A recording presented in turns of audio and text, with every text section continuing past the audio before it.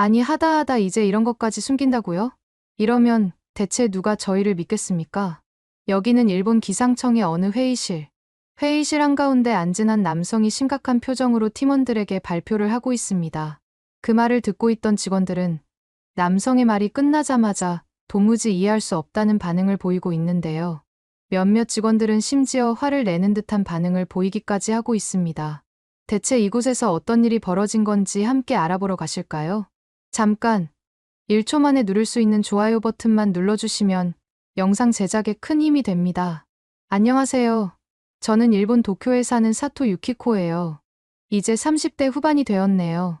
일본 기상청에서 지진 미세일 분석관으로 일하고 있답니다. 여러분도 아시다시피 제가 살고 있는 일본은 지진과 뗄래야 뗄 수 없는 나라이다 보니 부담감도 있지만 항상 최선을 다하고 있어요. 특히 요즘은 꼭 전달해드리고 싶은 이야기가 있어서 이렇게 글을 쓰게 되었습니다. 혹시 여러분들은 난카이 대지진에 대해 들어보셨나요? 아마 한국에서도 많은 관심을 갖고 있을 것 같은데 제가 살고 있는 일본, 그 중에도 제가 일하고 있는 기상청은 이것 때문에 정말 난리랍니다. 저도 요즘 난카이 대지진 때문에 며칠 연속으로 야근하다가 오늘에서야 겨우 쉬고 있네요. 암튼 제가 왜 이렇게 걱정하는지 잠깐 말씀드릴게요. 사실 제가 기상청에 입사했을 때만 해도 이렇게 큰 걱정거리가 있을 줄 몰랐어요. 그때는 일반적인 기상 예보와 일본에서 항상 일어나는 작은 지진들을 분석하는 게 주된 업무였거든요. 매일매일 쏟아지는 데이터들을 보며 일본의 날씨와 지진 활동을 예측하는 과정 자체가 정말 재미있었답니다. 동료들과 함께 일하며 서로 여러 가지 의견을 나누고 더 정확한 예보를 위해 노력하던 그 과정들이 얼마나 즐거웠는지 몰라요. 어떻게 보면 천직이라고 할 수 있죠. 하지만 얼마 전, 정확히 말하면 8월 8일 오후 4시 43분쯤에 일어난 일을 절대 잊을 수 없어요. 미야자키현에서 큰 지진이 발생했거든요. 처음에는 규모 6.9로 추정했는데 나중에 7.1로 상향 조정했어요. 이때부터 저희 팀은 정말 정신없었어요. 우선 왜 이런 일이 일어났는지 설명드릴게요. 저희 기상청에서 사용하는 지진 관측 시스템이 있어요. 이 시스템은 보통 꽤 정확한 편이에요. 하지만 이번에는 기술적인 문제가 있었어요. 나중에 쌓여있는 로그 데이터를 확인해보니 순간적으로 오류가 발생했더군요. 아직 정확한 원인은 밝혀지지 않았지만 말이에요. 그래서 처음에는 실제보다 작은 규모로 발표가 되었던 거예요.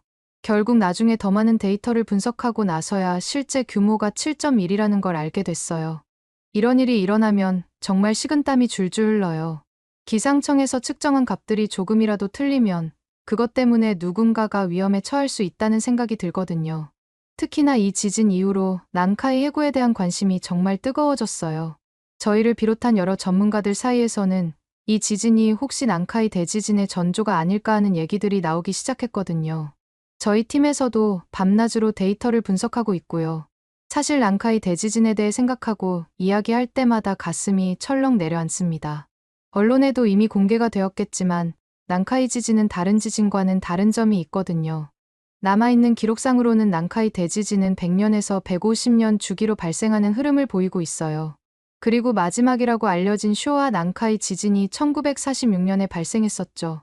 1946년에 마지막으로 발생했으면 2024년 현재 기준으로 봤을 때 80년도 안 됐으니 문제가 없는 거 아니냐고, 왜 이렇게 호들갑이냐고 생각하시는 분들 혹시 계실까요? 만약 계시다면 제 얘기에 집중해주세요. 최대한 쉽게 알려드릴게요. 난카이 해곡은 유라시아판과 필리핀판이 만나는 곳인데 도난카이, 도카이, 휴가나다, 그리고 난카이까지 이렇게 4가지 지역으로 나눌 수 있어요. 이번에 지진이 발생했던 곳은 그중 미야자키현 동부의 휴가나다 지역이고요. 그런데 이 4가지 지역은 서로 인접해 있다 보니 한 곳에서만 지진이 발생하더라도 굉장히 짧은 시간 안에 인접한 다른 지역까지 지진이 연달아서 발생하는 경우가 굉장히 흔하답니다. 1707년에 난카이 해국의 모든 단층이 한 번에 파열되었던 호에이 대지진이 대표적인 예시라고 할 수 있죠. 그런데 진짜 문제가 여기에서 나타납니다. 도카이 지역 같은 경우에는 마지막으로 대지진이 일어났던 게 1854년인데 지금으로부터 150년 전이잖아요. 그러면 100년에서 150년 주기로 나는 난카이 대지진 특성상 도카이 지역에는 150년이라는 시간 동안 응력이 굉장히 높게 축적되어 있을 확률이 높아요. 그렇다 보니 휴가나다 지역으로 인해 난카이 대지진으로까지 번질 가능성을 매우 높게 보는 거죠.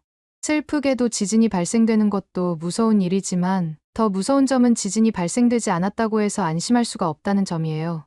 난카이 해국에서 필리핀판이 유라시아판을 매년 몇 센티미터씩 밑으로 계속 파고들다 보니 이 엄청난 에너지가 계속해서 쌓일 수밖에 없는 구조거든요. 그렇기 때문에 결국 이 에너지를 버티지 못하는 순간 판이 팡하고 튀어오르는 순간이 오게 될 거예요. 이걸 지진이라고 표현하는 거고요. 문제는 여기서 끝이 아니랍니다. 아까 제가 난카이 해국이 유라시아판과 필리핀판이 만나는 곳이라고 설명드렸잖아요. 거기에 북아메리카 판까지 3개의 판이 모이는 지점이 있는데 그곳이 바로 여러분들이 일본 하면 가장 먼저 떠올리시는 일본의 명물 후지산이에요.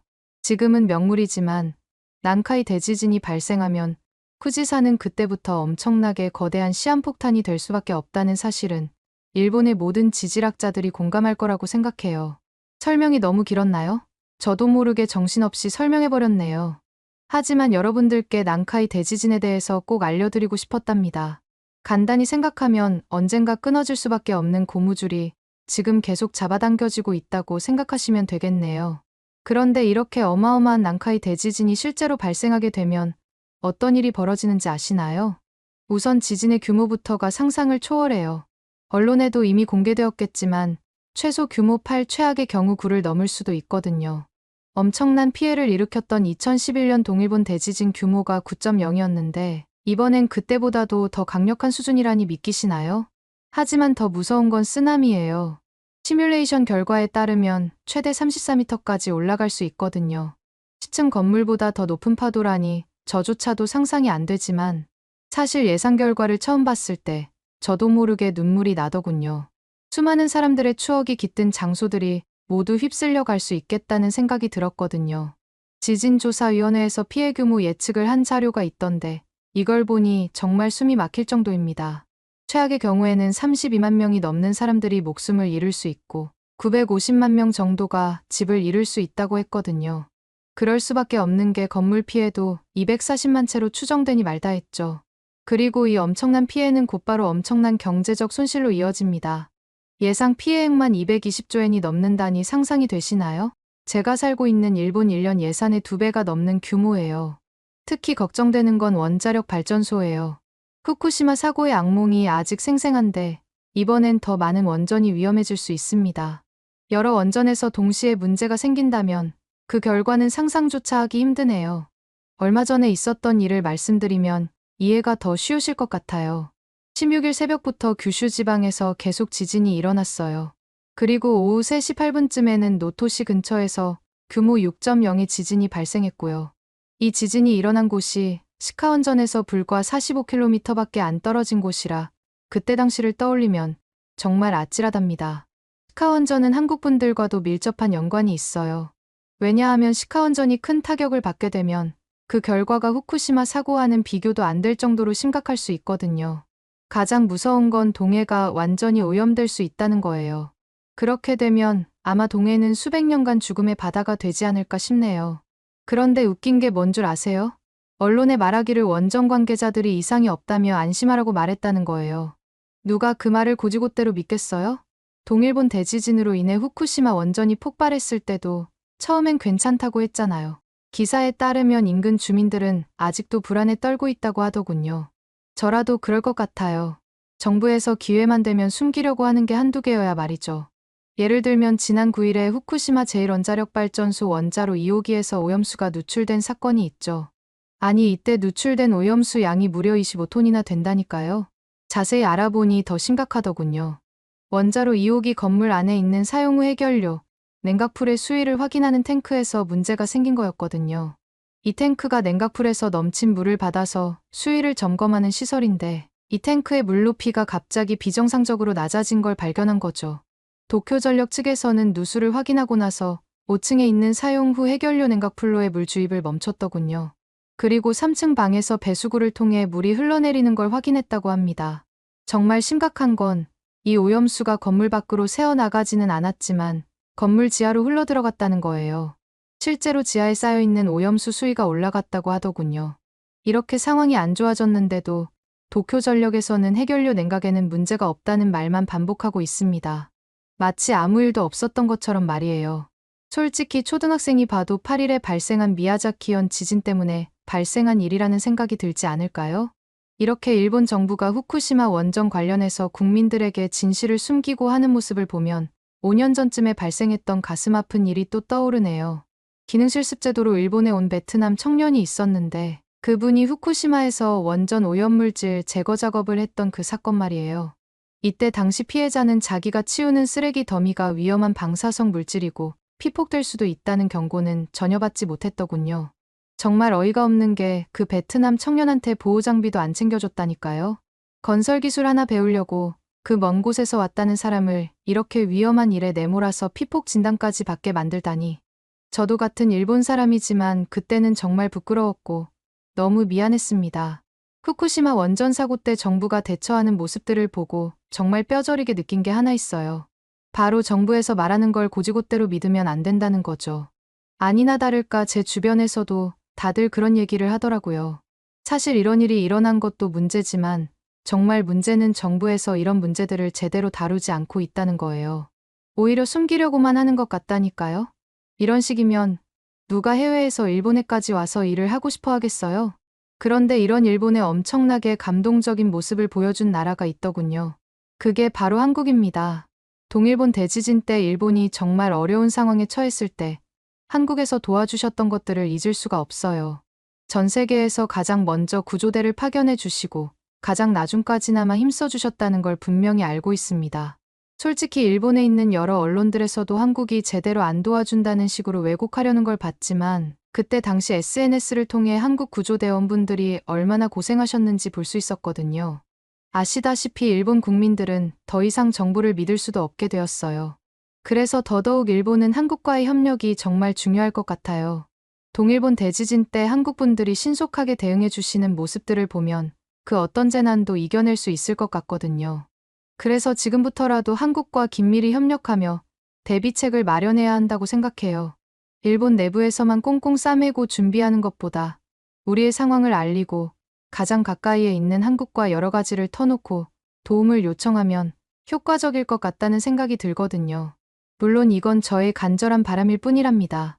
한국에서 또다시 도와주실 의무는 전혀 없다는 걸 잘 알고 있어요. 그래도 혹시 정말 만약에 큰 지진이나 다른 재난 상황이 발생된다면 한국 분들이 다시 한번 따뜻한 손길을 내밀어 주시지 않을까 하는 작은 희망을 가져봅니다. 이런 한국과는 달리 저희 일본 내부에서는 이해가 안 되는 것들 투성이에요. 저희가 이렇게 경각심을 갖고 열심히 분석하고 경고를 해도 정부에서는 결국 난카이 대지진 임시정보를 해제해버렸거든요. 저희 쪽에서는 당연히 이때 난리가 났었어요. 아까 말씀드렸다시피 안전한 상태가 절대로 아니니까요. 하지만 정부에서는 경제를 살리는 것도 중요하다며 언론 브리핑 때 대지진 관련 이상 현상이 관측되지 않는다는 이유를 내세운 채로 결국 경보를 해제해버리더군요. 경제가 아니라 표심이 중요한 거겠죠. 더 충격적인 건 기시다 총리가 다음 달부터 총리직을 사퇴한다고 발표한 거예요. 이런 위기 상황에 어떻게 이럴 수 있죠? 문제가 생겼을 때 끝까지 책임지는 게 진정한 리더 아닌가요? 그뿐만 아니라 유사시에는 가장 가까이에 있는 한국에 긴급 지원을 요청하면 되니 기시다 총리를 포함한 일부 고위 관료들 사이에서는 일단 일본을 탈출하는 게 우선이라는 의견까지 나온다는 소문이 돌고 있더군요. 국민들은 이대로 버려두고 자신들만 살겠다고 하는 꼴이라니 이건 정말 용납할 수 없는 일이라고 생각합니다. 나라를 이끄는 지도층들이 이렇게 엉망인데 국민들은 오죽하겠어요? 안 그래도 얼마 전에 여행사에서 일하고 있는 제 친구 미유키와 통화를 했어요. 화산이다 지진이다 뭐다 말이 많은데 관광업계는 괜찮은지 궁금했거든요. 역시나 요즘 정말 힘들다고 하더군요. 원래는 역대급 엔저 현상으로 인해 외국인 관광객들이 많이 올 거라고 기대했대요. 호텔 예약도 꽉 차고 여행 상품도 잘 팔리고 있었다고 하더군요. 그런데 난카이 해구 지진 임시정보가 발표되면서 상황이 완전히 바뀌어 버렸대요. 미유키 말로는 예약 취소 요청과 환불해달라는 전화들이 끊이지 않는다고 했어요. 다들 짠 듯이 취소 사유는 지진 관련된 이유였다고 하더라고요. 쏟아지는 취소 건들을 보면서 정말 허망했다고 하더군요. 그래도 열심히 준비했던 여행 상품들이었는데 이게 모두 물거품이 되어버렸으니까요. 그런데 이게 단순한 문제가 아니라는 거 있죠? 놀랍게도 일본에 있는 외국인들, 특히 중국인들이 서둘러 일본을 떠나려고 한다더라고요.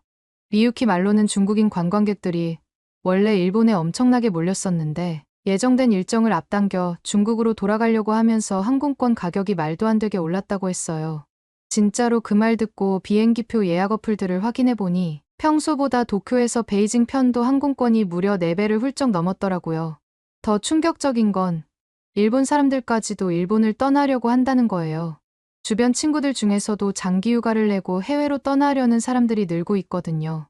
지진에 대한 두려움이 너무 크다 보니 아예 일본을 벗어나 있는 게 안전하다고 생각하는 것 같아요. 사실 요즘 같은 시기는 저조차도 일본에서 벗어나고 싶다는 생각이 들긴 해요. 왜냐하면 지진뿐만 아니라 태풍들도 난리거든요. 진짜 힘들 것 같지 않나요? 지진 문제만 해도 골치 아픈데 말이에요. 얼마 전에 5호 태풍 마리아가 혼슈 북부를 강타했는데 그 여파가 채 가시기도 전에 6호 태풍 손띤, 7호 태풍 암필, 심지어 8호 태풍 우쿤까지 전부 4개의 태풍들이 오는 바람에 정말 정신이 없답니다. 특히 7호 태풍 암필이 정말 걱정돼요. 도쿄 근처로 접근하고 있는데 그 세력이 만만치 않더라고요. 간토 지역 같은 경우에는 최대 순간 풍속이 초속 60m에 이를 것으로 예상되거든요. 이 정도 바람이면 주행 중인 트럭도 넘어갈 수준이에요. 게다가 비도 엄청나게 많이 쏟아져서 강우량이 많은 곳은 24시간 내에 300mm나 되는 물폭탄이 예상되더군요. 이런 상황이다 보니 일본에서는 곳곳에서 대피 명령이 내려지고 백화점이나 디즈니랜드 같은 곳들도 문을 일찍 닫고 있어요. 비행기들도 마찬가지로 수백 편이나 취소됐고 신칸센 운행도 결국 중단하기로 결정했고요. 특히 안타까운 건 오봉이라는 일본의 명절 연휴 기간과 겹쳤다는 거예요. 검색해보니 한국의 추석이 딱 일본의 오봉 같은 개념 같더라고요. 아무튼 이때 안 그래도 멀리 고향에 가거나 휴가 가는 사람들이 많아서 혼란스러운데 태풍까지 겹쳐버리니 정말 말이 아니랍니다. 그런데 이런 재난급 상황이 반복되다 보니 일본 안에서도 여러 이상행동들이 나타나기 시작했어요. 바로 사람들이 생필품을 사재기하기 시작했다는 거죠. 제가 아까 전화했다고 말씀드렸던 미유키도 마트에 갔다 왔는데 정말 아수라장이었다고 하더라고요. 사람들이 물과 통조림, 화장지 같은 생필품을 카트에 가득 싣고 있었대요. 특히 생수가 워낙 인기 있다 보니 물 진열대는 말 그대로 텅텅 비어 있다는 거 아니겠어요? 그 말을 듣다 보니 동일본 대지진 때가 떠오르더군요. 그때도 이렇게 사람들이 필수품을 사재기했었거든요. 지진이나 태풍으로 피해를 입으면 물자 공급이 끊길까봐 다들 엄청나게 불안해하는 것 같아요. SNS에서도 재난 가방에 꼭 넣어야 할 물건들의 목록이 떠돌고 있더라고요. 사람 심리가 또 남들은 다 챙기는데 자기만 안 챙기면 괜히 불안해지고 그렇잖아요. 그것 때문에 더 심한 것 같기도 하네요. 더 큰 문제는 이게 단기적인 현상으로 끝나지 않을 수 있다는 거예요. 이렇게 일본은 정말 참혹한 상태라고 할 수 있죠. 그런데 최근 한국과 관련된 참혹한 사건 역시 세계에 알려졌더군요. 하지만 이 사건에 대한 한국인의 대처가 매우 감동적이라는 아이러니한 소식을 접할 수 있었는데요. 이 사건에 대해 좀 더 자세히 전달해드리기 위해 제 이야기는 이만 줄이겠습니다. 최근 국내에 퍼진 영상이 큰 파장을 일으켰습니다. 깨진 유리창, 무너질 듯한 천장, 얼룩진 벽지와 씻을 수조차 없는 화장실. 사람이 살 수 있을 거라 믿기지 않는 이 집의 주인인 그는 충격적이게도 1950년 발발된 한국전쟁에 직접 자원의 조국을 위해 싸웠던 김영길 참전용사였습니다. 정전 후 가난에 허덕여야만 했던 그는 지금까지도 쉴 공간도 없는 이곳에서 평생을 고통받고 있는데요. 고령의 나이로 피부암이란 병을 앓고 있지만 폭염 속에 씻을 수조차 없는 화장실로 인해 한 달에 2번 목욕차가 오는 날만을 기다리고 있습니다. 그렇게 지독히도 힘든 삶을 살아가던 그때 그에게 71년 만에 기적 같은 순간이 찾아옵니다. 김영길 참전용사의 소식을 들은 한국 기업이 당장의 지원을 결정하며 그를 찾아간 것인데요. 늦어서 죄송합니다. 한국을 지켜주셔서 감사합니다. 이들은 폭염 속 가장 시급히 필요했던 화장실 수리를 우선적으로 지원하였고 곧바로 대대적인 개선에 들어갔습니다. 당시 참전용사는 자신을 찾아준 한국인들에게 몇 번이고 감사를 표현했고 수십 년간 희망하던 바람이 이뤄지는 과정을 보며 몇 번이고 눈물을 흘렸다 전해집니다. 현재 참혹했던 이곳은 여느 평범한 화장실처럼 변화되었습니다. 김영길 참전용사는 그 모습에 한참 동안 말을 잇지 못했는데요. 그에게 한국전에 참전했던 선택이 결코 후회가 아니었지만 그 노고를 잊지 않은 한국인들의 보답에 감격한 것입니다. 인프레쉬, 이곳은 김영길 참전용사를 시작으로 국내에서 생활고를 겪는 참전용사들을 위해 전자제품, 주거 개선 등 아낌없는 지원을 하고 있다는 사실이 밝혀졌습니다. 그뿐만 아니라 참전국인 에티오피아를 비롯해 필리핀, 태국에 방문해 의료, 물품, 금전 지원 등 그야말로 전 세계를 돌아다니며 지원하고 있습니다. 이에 감동받은 수많은 외신들이 앞다투어 인프레쉬의 소식을 보도하고 있는데요. 한국의 정체성을 보여주는 기업, 한국은 우리를 잊지 않았다. 기적의 한국인들, 국가를 대신해 나선 이 기업의 행보에 세계는 열광했고 인프레쉬는 한국인이기 때문에 라는 답 한마디를 남겼죠. 이 기업은 현재 또 한 번의 기적을 창출하기 위한 준비를 하며 최근 6.25 한국전쟁 당시 참전용사들의 간절한 염원이 담긴 태극기 키링을 공개했습니다. 해당 태극기는 전쟁에 자원한 학도병 참전용사들이 출정 전에 각자의 소감을 적은 것으로 조국을 위해 희생정신, 우리의 죽음은 역사의 꽃이 되다 등의 희생정신을 담고 있으며 인프레쉬는 그 태극기를 정말 그대로 구현해냈습니다. 실제 오랜 시간 장인의 손길을 거쳐 탄생한 이 키링은 현재 세상에 하나뿐인 특별함을 담고 있으며 참전용사들의 노고를 잊지 말자고 알리고 있습니다. 차키, 가방, 휴대폰 등 한국의 역사가 일상 속에 함께 할 수 있기를 바라면서 말이죠. 또한 해당 상품 역시 수익금 일부가 참전용사 분들께 후원되고 구매한 모든 한국인들의 이름으로 전달된다고 합니다. 많은 관심 부탁드리며 상품의 구매처는 고정 댓글에 남기겠습니다. 여전히 생활고 속에 힘든 참전용사 분들이 많이 계십니다. 국가를 위해 헌신한 영웅들의 삶이 개선될 수 있기를 바라며 많은 분들의 응원과 관심 부탁드리겠습니다. 오늘의 사연은 어떠셨나요? 오늘의 사연이 마음에 드셨다면 좋아요만 한번 눌러주세요. 1초밖에 안 걸리지만 좋아요를 한번 눌러주시면 더 좋은 사연을 소개해드리는데 큰 힘이 된답니다. 긴 영상 시청해주셔서 감사합니다. 오늘도 행복한 하루 보내세요.